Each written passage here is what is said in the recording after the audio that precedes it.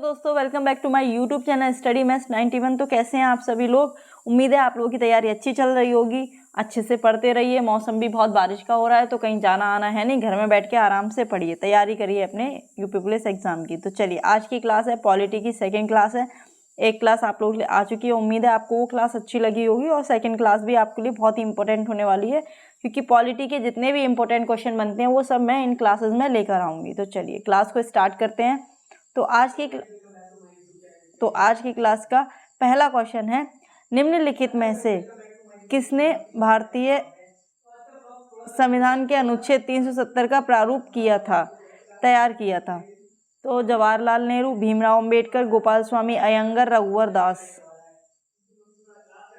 इसका आंसर क्या है? इसका आंसर है गोपाला स्वामी अयंगर। कौन है, किसने तैयार किया था?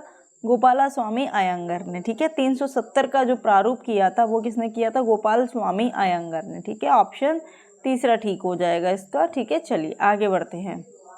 नेक्स्ट क्वेश्चन है, भारतीय संविधान के किस अनुच्छेद में मानवों की तस्करी और जबरन, देखिए क्रम थोड़ा इनका उल्टा सीधा हो गया है तो आप उसको माइंड नहीं करना, क्वेश्चन की इंपॉर्टेंट जो क्वेश्चन है वो ध्यान देना।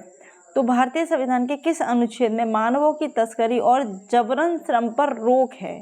बताइए कौन से अनुच्छेद के अंक? 25, 23, 13, 5। तो कौन सा अनुच्छेद है? अनुच्छेद 23। कौन सा है? अनुच्छेद 23। सेकेंड ऑप्शन इसका बिल्कुल ठीक है। ठीक है, चलिए नेक्स्ट क्वेश्चन, भारत के संविधान का निम्नलिखित में से कौन सा अनुच्छेद अस्पृश्यता का उन्मूलन करता है? यानी कि इनटचेबिलिटी, रूल फॉर अनटचेबिलिटी, सॉरी, है ना। तो कौन सा करता है बताइए? 19, 20, 17, 18। तो कौन सा करता है? आर्टिकल 17। ठीक है, यानी अनुच्छेद 17 आपका अस्पृश्यता का उन्मूलन करता है। तो ऑप्शन तीसरा बिल्कुल ठीक है। चलिए नेक्स्ट, भारतीय संविधान का निम्नलिखित में से कौन सा अनुच्छेद कारखानों आदि में बच्चों के काम करने पर रोक लगाता है? तो बताइए कौन सा अनुच्छेद है? कौन सा है ये है आपका आर्टिकल 24। कौन सा है?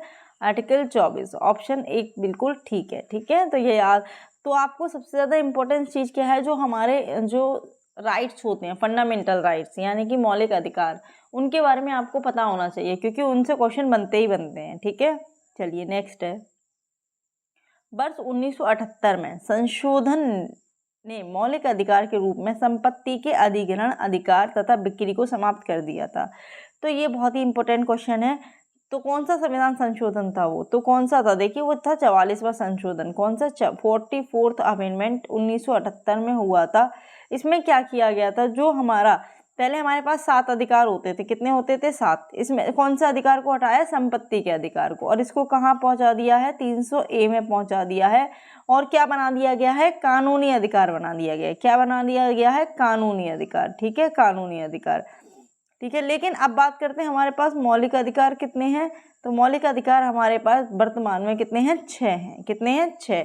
तो अब ये क्वेश्चन बार बार पूछा जाता है, कौन से संविधान संशोधन द्वारा हटाया गया था? तो 44वें संविधान संशोधन द्वारा मौलिक अधिकार, संपत्ति का अधिकार हटा दिया गया था। ठीक है, चलिए आगे बढ़ते हैं। संविधान संशोधन अधिनियम 2002 सभी बच्चों मुफ्त और अनिवार्य प्रारंभिक शिक्षा प्रदान करता है। ये बहुत ही इंपॉर्टेंट क्वेश्चन है और बार बार आपके एग्जाम में पूछा ही जाता है। तो ये कौन सा है?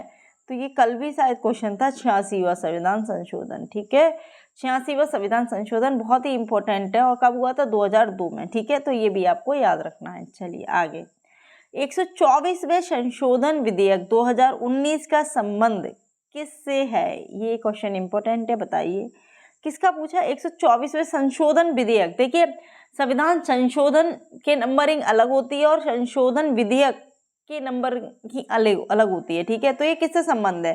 तो किससे संबंध है? आर्थिक संरक्षण। किसके लिए आर्थिक संरक्षण? जो हमारे जनरल होते हैं, ठीक है, उनके लिए आर्थिक संरक्षण जो अभी लागू हुआ था 10% का, तो ये उससे संबंधित है। ठीक है, चलिए अब आपको कमेंट बॉक्स में बताना ये कौन से नंबर का संविधान संशोधन था, कौन से नंबर का संविधान संशोधन था, ये आपको कमेंट बॉक्स में बताना है। चलिए आगे बढ़ते हैं। संविधान में किया गया कौन सा संशोधन भारत का लघु संविधान कहलाता है, जिसे वर्ष 1976 में राष्ट्रीय आपातकाल के दौरान लाया गया था? देखिए बताइए, ये भी बहुत इंपॉर्टेंट क्वेश्चन है, जिसे हम बोलते हैं मिनी कॉन्स्टिट्यूशन। क्या बोलते हैं? लघु संविधान यानी मिनी कॉन्स्टिट्यूशन कहते हैं। 1976 तो कौन सा था? 42वां संविधान संशोधन 1976 में हुआ था। इसमें बहुत सारे कार्य हुए थे, तो इसीलिए इसको हम क्या कहते हैं? मिनी संविधान कहते हैं, यानी कि मिनी कॉन्स्टिट्यूशन कहते हैं, लघु संविधान। ठीक है, तो बहुत ही इंपॉर्टेंट क्वेश्चन है। 42वें संविधान संशोधन से बहुत सारे क्वेश्चन बनते ही बनते हैं। ठीक है, चलिए आगे बढ़ते हैं। भारत में पहली बार संविधान दिवस किस वर्ष मनाया गया था? तो बताइए, भारत में पहली बार संविधान दिवस किस वर्ष मनाया गया था? तो ये कब मनाया गया था? ये मनाया गया था आपका 2016 में। कब मनाया गया था? 2016 में। ऑप्शन सी बिल्कुल ठीक है। ठीक है, चलिए आगे। निम्न में कौन देश का सर्वोच्च कानून है? जो हमारे देश में सर्वोच्च कानून कहाँ का होता है? भारतीय दंड संहिता, भारतीय संविधान, सिविल प्रक्रिया संहिता या दंड प्रक्रिया संहिता?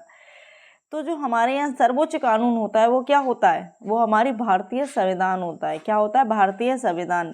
ये तो बाद में आता है, लेकिन सबसे पहले जो आता है वो होता है हमारा इंडियन कॉन्स्टिट्यूशन। ठीक है, चलिए ठीक है, तो समझ में आ रहा होगा।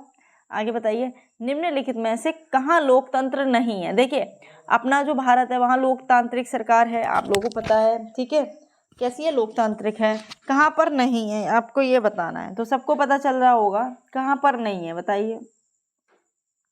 तो कहाँ नहीं है? चीन में नहीं है, अमेरिका में भी है, नॉर्वे में भी है, भारत में भी है। चीन में क्या नहीं है? लोकतंत्र नहीं है। ठीक है, लोकतंत्र नहीं है चीन में। ठीक है, चलिए तो याद रहेगा। नेक्स्ट क्वेश्चन है, भारत के राष्ट्रीय ध्वज में चक्र क्या निरूपित करता है? इंपॉर्टेंट क्वेश्चन है। भारत के राष्ट्रीय ध्वज में जो चक्र है वो क्या निरूपित करता है? बताइए, गति, सत्य, भविष्य या विकास? तो क्या निरूपित करता है? तो भारत के राष्ट्रीय ध्वज में जो चक्र है वो सत्य को निरूपित करता है। किसको? सत्य को। ऑप्शन बी ठीक है। किसको निरूपित करता है? चक्र को। ठीक है, चक्र को। चक्र में कितनी तीलियां होती हैं ये सभी को पता है, आंसर दीजिएगा कमेंट बॉक्स में। नेक्स्ट है, भारत का संविधान किसके द्वारा बनाया गया था? बताइए, भारत का संविधान किसके द्वारा बनाया गया था? योजना आयोग के द्वारा, संविधान निर्मात्री सभा के द्वारा, कार्यकारी समिति के द्वारा या राष्ट्रपति के द्वारा? तो किसके द्वारा बनाया गया था?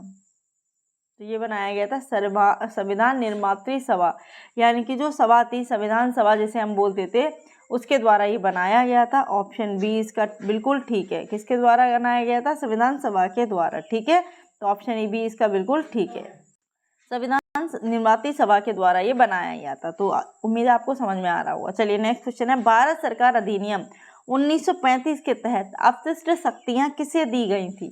बताइए, किसे दी गई थी? राज्य सचिव को, गवर्नर जनरल या वायसराय को, केंद्रीय विधानमंडल को या ब्रिटिश सम्राट को? किसको दी गई थी? तो ये दी गई थी गवर्नर जनरल या वायसराय जो होता था उस समय, उसको दी गई थी ये। ठीक है, तो ऑप्शन बी इसका ठीक है। ठीक है, चलिए नेक्स्ट क्वेश्चन है, राज्य के महाधिवक्ता को हटाने का अधिकार किसके पास होता है? देखिए, हम किसकी बात कर रहे हैं? राज्य के महाधिवक्ता। ये क्वेश्चन गलत हो जाता है बच्चों के। इसमें ऑप्शन क्या है? भारत के मुख्य न्यायाधीश, राष्ट्रपति, राज्यपाल, मुख्यमंत्री। अब आप क्या लगाएंगे? महाधिवक्ता को हटाने का अधिकार किसके पास होगा? आप लगा देंगे राष्ट्रपति, लेकिन ये बिल्कुल भी गलत है। इसका आंसर क्या होगा? राज्यपाल, क्योंकि इस यहाँ पे क्या बात की है? राज्य की बात की है।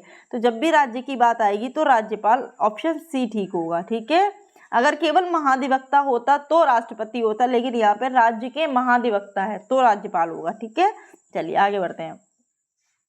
एंग्लो इंडियन समुदाय के लाभ के लिए शैक्षिक अनुदान के संबंध में संविधान के किस अनुच्छेद में विशेष प्रावधान है? बताइए, 335 में, 337 में, 339 में, 341 में? किस में है? तो ये किस में है? अनुच्छेद 337 में। ऑप्शन बी ठीक है। किस में? अनुच्छेद 337 में। ठीक है, ऑप्शन बी ठीक है। चलिए आगे बढ़ते हैं। भारत की अंतरिम संसद में कितने सदस्य थे? देखिए, जब भारत की अंतरिम संसद जो बनी थी उसमें कितने सदस्य थे? 296, 318, 313, 316। तो कितने थे? 296 सदस्य थे। कितने सदस्य थे? 296 सदस्य थे। ठीक है, तो याद रहेगा ऑप्शन ए बिल्कुल ठीक है। चलिए आगे बढ़ते हैं। भारत में आज़ादी के बाद पहला आम चुनाव कब संपन्न कराए गए थे? बताइए, 1950 में, 1952 में, 1947 में, 1948 में?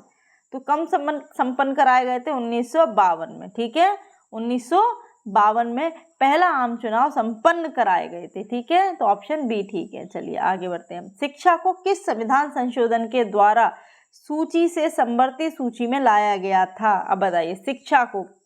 तो ये क्वेश्चन मैंने आपको बताया था ना अभी, कौन से, देखिए जो हमारा 42वां संविधान संशोधन है, जो हमारा 42वां संविधान संशोधन है उसे हम क्या कहते हैं, वो भी कहते हैं। इसीलिए जो हमारा 42वां संविधान संशोधन है वही इसका आंसर होगा, जो शिक्षा को राज्य सूची से, देखिए ध्यान देना, राज्य सूची से समवर्ती सूची में, यानी कि हमारी जो शिक्षा है वो कौन से सूची में आती है, समवर्ती सूची में आती है। और कौन से संविधान संशोधन द्वारा, 42वें संविधान संशोधन 1976 के द्वारा। ठीक है, तो इतना आपको याद रखना है। ठीक है, चलिए आगे बढ़ते हैं। पंचवर्षीय योजना की अवधारणा किस देश के संविधान से प्रेरित है? तो बताइए, पंचवर्षीय योजनाओं से क्वेश्चन बनते ही हैं, ये आपका अर्थशास्त्र का क्वेश्चन बन जाता है, लेकिन यह संविधान का क्वेश्चन है कि संविधान से प्रेरित है, किसके संविधान से प्रेरित है? तो बताइए, चीन, जापान, अमेरिका या सोवियत संघ? तो ये किससे संबंधित है? सोवियत संघ ए। ठीक है, कहाँ से ली गई है? सोवियत संघ से ली गई है। ठीक है, चलिए आगे बढ़ते हैं। भारतीय संविधान के भाग 4 में के प्रावधान है? बताइए किसके प्रावधान है? मौलिक अधिकार, राज्य के नीति निर्देशक तत्व, चुनाव, नागरिकता। तो किसके हैं ये बताइए, किसके हैं? राज्य के नीति निर्देशक तत्व किसमें है? भाग 4 में है। ठीक है, ऑप्शन सेकंड इसका बिल्कुल ठीक है। ठीक है, चलिए आगे बढ़ते हैं। निम्नलिखित में से कौन सा विषय भारतीय संविधान की 11वीं सूची के अंतर्गत आता है? तो क्या आता है बताइए, इसमें से क्या आता है जो 11वीं अनुसूची के अंतर्गत है? बड़े वन उत्पाद, स्वास्थ्य और स्वच्छता, बड़े उद्योग या पुलिस और कानून व्यवस्था? तो क्या आता है? तो ये आता है आपका स्वास्थ्य और स्वच्छता। ये किस में आता है? 11वीं अनुसूची में। ठीक है, 11th अनुसूची में आता है। ठीक है, तो ऑप्शन सेकंड ठीक हो गया। नेक्स्ट क्वेश्चन, किस अनुच्छेद के तहत भारतीय संविधान भारतीय नागरिकों को 6 मौलिक अधिकार के स्वतंत्रता की गारंटी देते हैं? तो देखिए, स्वतंत्रता का अधिकार, ठीक है, तो ये किस में होगा बताइए? 6 मौलिक अधिकार, स्वतंत्रता की बात की रही है। तो देखो, आपको पता है 14 से 18 क्या होता है? समता का अधिकार। ठीक है, फिर 18, 19 ये कौन से होते हैं? आपके ये होते हैं स्वतंत्रता का अधिकार। तो कौन सा अधिकार होगा? आर्टिकल 19। कौन सा? आर्टिकल 19। चौथा ऑप्शन चाहिए, जो 6 प्रकार के मौलिक स्वतंत्रता की, ठीक है, मौलिक अधिकार की स्वतंत्रता की गारंटी देता है। तो ऑप्शन 4 बिल्कुल ठीक है। नेक्स्ट क्वेश्चन, भारतीय संविधान के अनुच्छेद के अंतर्गत राष्ट्रीय महत्व तथा ऐतिहासिक हित के प्रत्येक स्मारक, स्थान तथा वस्तु की रक्षा करने के लिए प्रतिबद्ध है? इसका आंसर क्या होगा बताइए? तो क्या आंसर है इसका? अनुच्छेद 49 के तहत। ठीक है, एक सेकेंड, अनुच्छेद 49 के तहत। ठीक है, आर्टिकल 49 के तहत अंतर्गत राज्य राष्ट्रीय महत्व ऐतिहासिक हित के प्रत्येक स्मारक, स्थान, वस्तु की रक्षा करने के लिए प्रतिबद्ध है। ठीक है, तो ऑप्शन तीसरा बिल्कुल ठीक हो गया। चलिए नेक्स्ट क्वेश्चन की ओर बढ़ते हैं। भारतीय संविधान का निम्नलिखित में से कौन सा अनुच्छेद 6 से 14 वर्ष के आयु वर्ग के सभी बच्चों के लिए निःशुल्क एवं अनिवार्य शिक्षा के अधिकार से संबंधित है? तो ये सबको पता है, बार बार क्वेश्चन पूछा जाता है। क्या आंसर होगा इसका? 21A। ठीक है, कौन सा? 21A। ठीक है, अब ये आपको कमेंट बॉक्स में बताना है कौन से संविधान संशोधन के द्वारा हुआ था। ये मैं बार बार बता चुकी हूँ, तो आप लोग इसका आंसर देंगे। ठीक है, तो इसका आंसर क्या हो गया? सेकंड हो गया। चलिए आगे बढ़ते हैं। भारतीय संविधान के किस अनुच्छेद में धन विधेयक की परिभाषा दी गई है? बताइए, किस अनुच्छेद में है? तो किस अनुच्छेद में है? अनुच्छेद 110 में। किस में? अनुच्छेद 110 में। सेकंड ऑप्शन ठीक है, आर्टिकल 1110। ठीक है, इसमें क्या दी गई है? धन विधेयक की परिभाषा दी गई है। चलिए आगे बढ़ते हैं। ये तो हो ही गया। ठीक है, तो ये थे आपके कुछ इंपॉर्टेंट क्वेश्चन जो पॉलिटी के रिलेटेड थे। तो ऐसे ही आपको पॉलिटी के इंपॉर्टेंट क्वेश्चन मिलते रहेंगे। तो उम्मीद है आपको क्लास अच्छी लगी होगी। और भी जो विवेक सर के जो प्रैक्टिस सेट है, मॉडल पेपर है, वो भी आप लोगों के लिए डेली लाए जाएंगे। तो डेली क्लास मिस मत करिए, बहुत ही इंपॉर्टेंट आप लोगों के लिए क्लासें आ रही हैं जो आपके एग्जाम में बहुत ही आपको सहायता देंगी। ठीक है, तो क्लास कैसी लगी कमेंट बॉक्स में ज़रूर बताना। क्लास को ज़्यादा से ज़्यादा शेयर कर देना। ठीक है, ताकि आप लोग कि जो और भी भाई बहन है वो भी तैयारी कर सकें। ठीक है, तो चलो आज की क्लास को यही समाप्त करते हैं। जय हिंद, जय भारत।